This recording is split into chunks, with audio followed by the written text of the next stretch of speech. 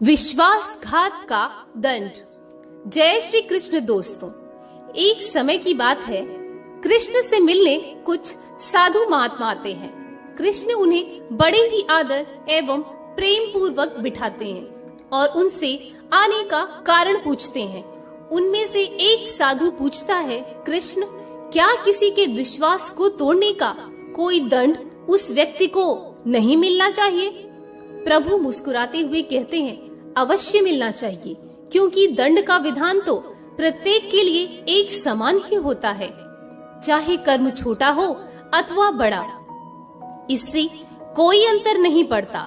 तभी एक व्यक्ति खड़ा होकर पूछता है कि क्या आप किसी ऐसे व्यक्ति का वर्णन बता सकते हैं जिसे इस अपराध का कोई दंड मिला हो?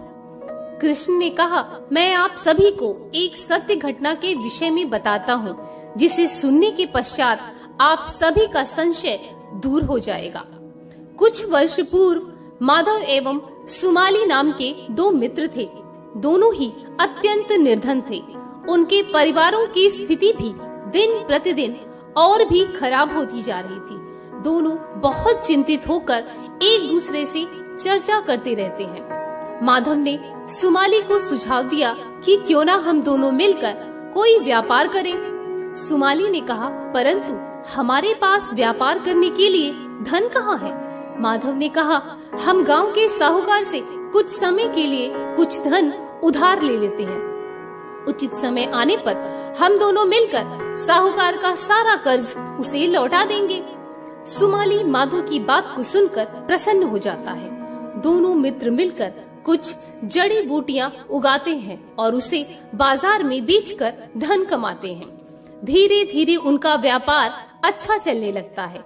दोनों के परिवारों की गरीबी दूर हो जाती है और वे सुखपूर्वक अपना जीवन यापन करने लगते हैं।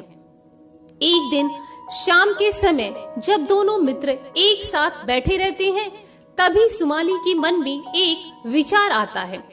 वो माधव से कहता है कि मित्र, क्यों ना हम अपने व्यापार को विदेशों में भी बढ़ाएं।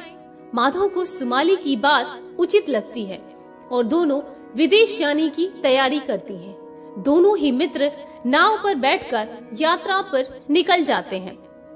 मार्ग में माधव को नींद आने लगती है और वो सो जाता है। सुमाली नाव पर बैठा पानी की ओर देखता रहता है। सहसा उसके मन में विचार आता है कि क्यों ना माधव को मारकर उसका सारा धन लेकर गांव लौट जाऊं और इस संपूर्ण व्यापार का अकेला ही स्वामी बन जाऊं। तभी उसने माधव को पुकारा, माधव, उठो मित्र, पानी में कोई विचित्र सी वस्तु दिखाई दे रही है। माधव ने पूछा, कहाँ, किधर? जैसे ही माधव का ध्यान उस वस्तु पर पड़ता है, अवसर देखकर सुमाली उसे पानी में धक्का दे देता है और स्वयं सारा धन लेकर गांव वापस लौट आता है। गांव आकर वो सर्वप्रथम माधव के घर जाता है। वहां रोने का अभिनय करते हुए माधव के परिवार से झूठ बोलता है कि माधव की मृत्यु पानी में डूबने की वजह से हुई। क्योंकि वे दोनों बहुत ही अच्छे मित्र रहते हैं, तो किसी को भी सुमाली की बात पर कोई शक नहीं होता। इसके पश्चात व्यापार में तरक्की बढ़ने लगती है, जिससे सुमाली अपने लिए बड़ा घर, गाड़ी एवं सुख सुविधा के तमाम साधनों को खरीद लेता है। उसका विवाह एक सुंदर स्त्री से होता है। वो बहुत प्रसन्न रहता है। विवाह के कुछ माह के पश्चात सुमाली के घर एक पुत्र का जन्म होता है। अब तो उसकी प्रसन्नता का कोई ठिकाना ही नहीं रहता। धीरे धीरे समय बीतता गया।